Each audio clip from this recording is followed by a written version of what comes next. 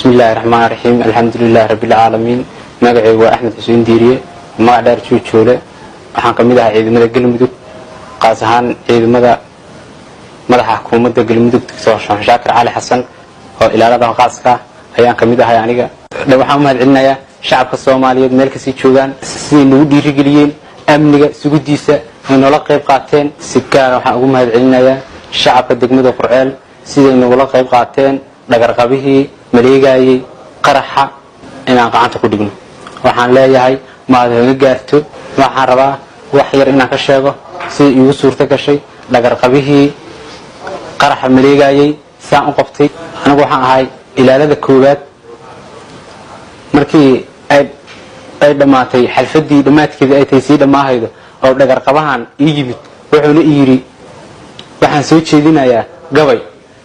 xalfadii dhamaan rabto uu yiri gabay baan soo jeedinayaa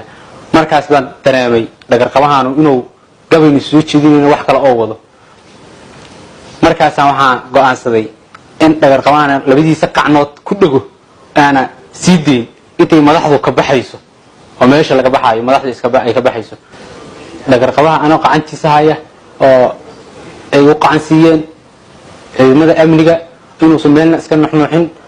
markaas waxa soo gaaray ciidamada si gaarka u tababaran oo qaraxyada iyo fashiliya ayaa soo gaaray markaasna waxay fureen fuyuusihii iyo wixii kala fureen waa maasintiin shacabka Soomaaliyeed dhammaan meel kasta joogtay